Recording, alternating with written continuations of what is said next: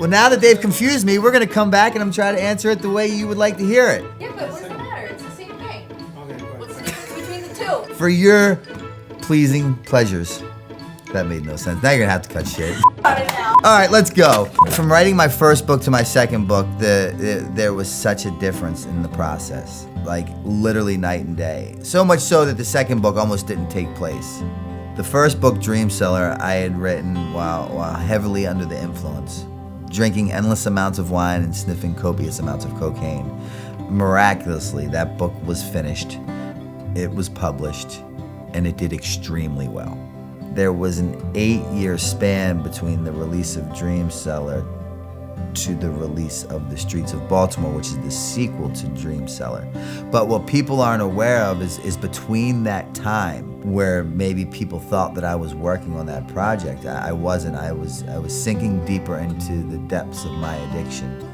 And during that process, Franz, who was my co-author, and myself, I declared him my arch enemy. Right? I had created this false scenario, this delusional narrative that he was ripping me off, he was stealing money from me, he was out to get me. And I threatened to sue him. He started to create another project, an animation series. So he had taken me out, and finally I end up in God willing, my last treatment center. And nobody's coming to visit me. Nobody. I mean nobody. All of a sudden, on a Sunday, they say, Novak, you have a visit. And I go to the visitation room, and it's Franz, my co-author. And I walk in, and I sit down, and he says, his very first words he says is, "Where's everybody at?" And I said, "What do you mean, everybody?" He said, "Where's your friends? Where's your fans? Where's your family?" And I said, I don't really think I have any. And we talked for a little bit, and now I couldn't get past this narrative that I had created in my brain. I'm not ready to reveal to him all my cards of what I really think. So Franz agreed to come back next Sunday, and we had like this this session that was mediated by my therapist. And for the first time in my life, I was completely honest with Franz. I told him what I thought. I told him about things that I believed he was doing. And the funny thing was, he looked at me and he said, "I had no idea that you ever thought that way." So at the end of this really productive, really powerful meeting that kind of allowed me to get rid of all this bullshit that my head was telling me. And at the end of it, he said, what do you say? He said, I get an endless amount of emails and inquiries on like, when's the sequel come out? He said, what do you say? You want to give it a shot?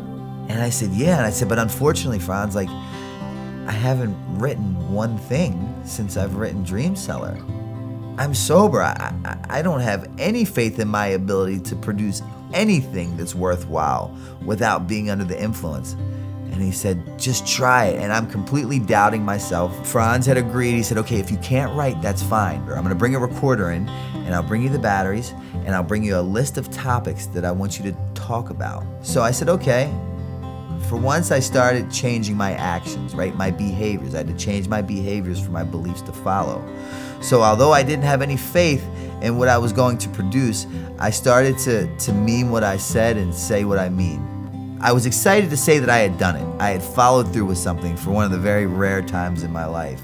But I had no faith that it was going to produce anything worthwhile. He gives me another list. I follow through with that. He comes back the following Sunday and listens to the first tape that I had given him. And he said, I can't believe it.